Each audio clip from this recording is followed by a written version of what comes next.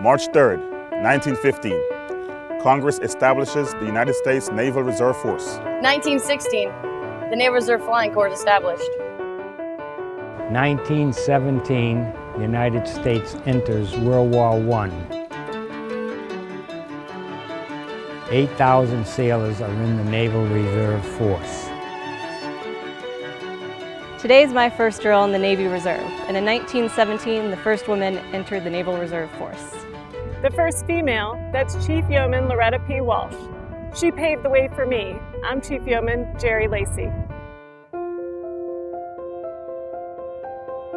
By the beginning of 1918, the Naval Reserve Force has grown to nearly 90,000 sailors serving on active duty. 1918. Navy Reserve Flying Corps Lieutenant David S. Ingalls is the first and only Navy ace during World War I. When the war ends in 1918, there are 270,000 sailors, including 12,000 women that make up the Naval Reserve Force.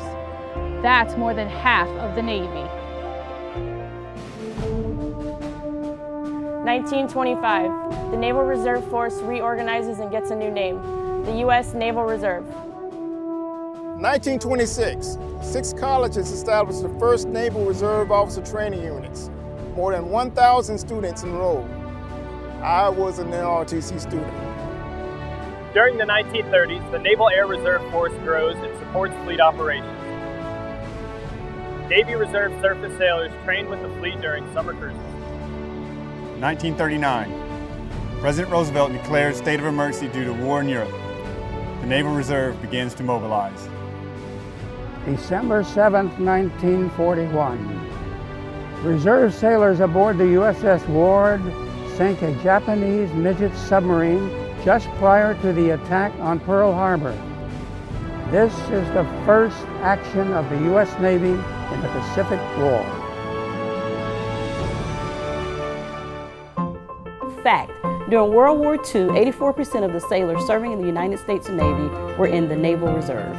1942. President Roosevelt signs a bill creating the Women's Reserve. Women accepted for volunteer emergency service, or WAVES, enter the Navy as enlisted and officers. Nearly 100,000 WAVES served during World War II. 1944. The Navy begins accepting African American women for service in the Naval Reserve. Fact: 5 U.S. presidents served in the Naval Reserve: John F. Kennedy, Lyndon B. Johnson, Richard Nixon, Gerald Ford, and George H.W. Bush. 1945, World War II ends. The Naval Reserve begins to demobilize. Over the next year, 3 million sailors are discharged from active duty. 1950, the Korean War begins.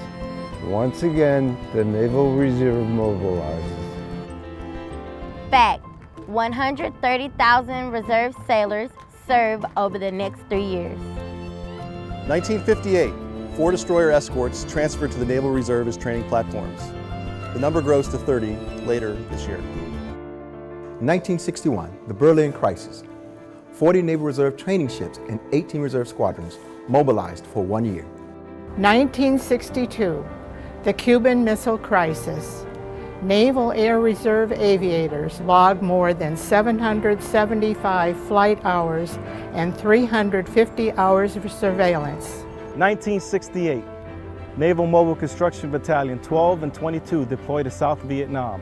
Seabees built aircraft facilities, roads, and bridges. 1971, USS Gearing deploys with a fully integrated crew of active and reserve sailors.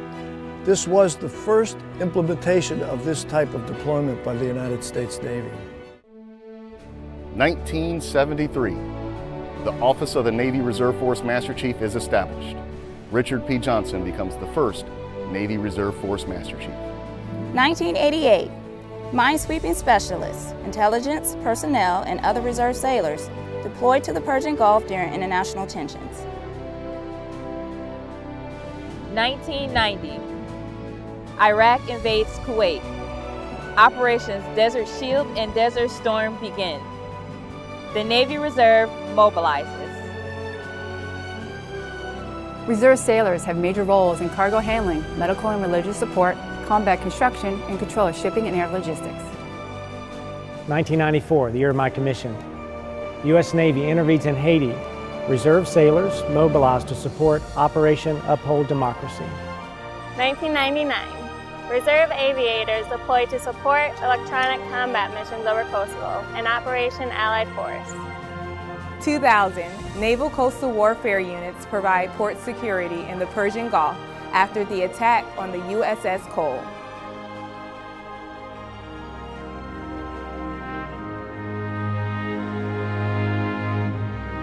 September 11, 2001, the day that changed our country forever. The Navy Reserve is mobilized to support the global war on terror.